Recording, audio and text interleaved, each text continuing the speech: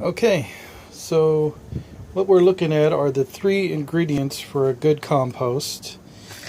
What we got here is some grass clippings that have dried leaves in them, mixed leaves. We've got kitchen scraps, which are eggshells, vegetables, fruit, and that's pretty much it. This bucket here is my weed bucket for now, so I can put my weeds somewhere and then burn them later or throw them away. This pile over here is yard refuse that I plan on. Well, right now I'm just letting the leaves dry and fall off of it there, and it'll just work its way into the compost. But this is a good area here because it's like a concrete encapsulated area behind my garage here. And what I want to do with those is eventually maybe run those through a wood chipper and have my own wood chips from those types of things. So for now they're sitting right there. And so basically this is what I'm going to use here. I don't have a whole pile of dried leaves, but as you can see, there's a lot of leaves that got swept up in the lawnmower. And this is what is the result of 2 weeks ago, but still usable. In fact, the lawn guy's coming again tomorrow, and we'll have some more grass that we can utilize. But what I have to do is, each time he comes, I separate out the weeds. It becomes a little easier because you just grab the ganglias of weeds, throw them in one bucket, throw the grass in another one, throw your larger branches in another pile. So then you have those 3 separations of yard refuse. So in the fall I'll have abundance of leaves, which I'll have in another pile. So, but for now, the leaves that come into the lawnmower are just fine. I mean, you know, we're at the end of summer here, and we're still getting an abundance of dried leaves on the ground. So those will work just fine in the compost. And let's see what we got here. We got lots of watermelon, melons, and other items that we can work into our compost. So I'm going to just put down the first layer here, and then we'll go from there.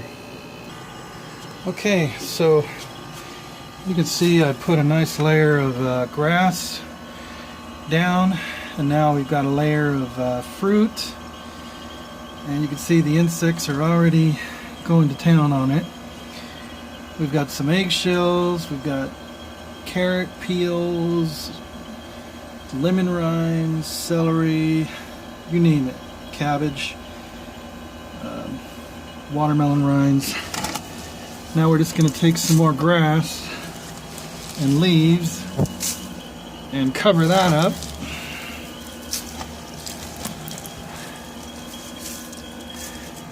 That's basically it. I mean, I'll do another layer here, and we'll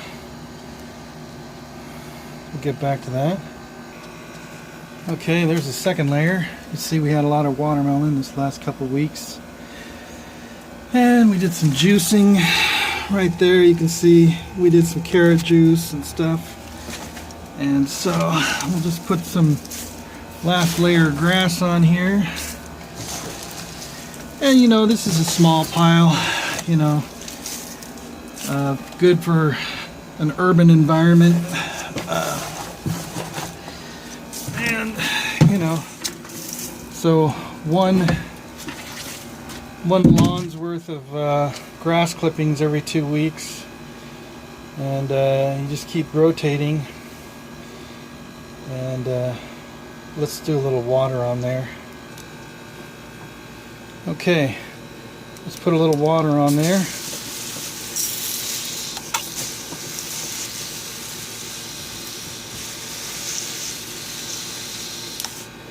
That's basically it. you know, just let it sit in the heat and rotate it with a pitchfork. Let me show you some that I already did. It's a really good fine compost. This is a little bit different because I actually look at that. Look how rich that is. This is actually just purely ground down leaves, which I ran through a leaf blower to get it a little more finer of a consistency, more like the stuff you see come out of a bag. The other stuff's going to be a little rougher, but that's okay. It all works good if you have the time to grind the leaves down and you want a finer product like this. You know, to grind the fruit waste down in a blender, you know, mix it all together, you're going to get a nice small particle product, I guess you could call it. Just rotate that, you know, keep it moist. That's pretty much done. It's been going for about 4 or 5 weeks, and you just you let the heat just break it down, and keep rotating it with your pitchfork, and that's about it. I mean, there's not much work to it, you know. And then you could use that to put on the topsoil, you know, like of your grass or your garden, you know. Great stuff. All right, guys. Yeah, I'm hoping to put this in the other garden, but I wanted to show this process first. Okay, see you around.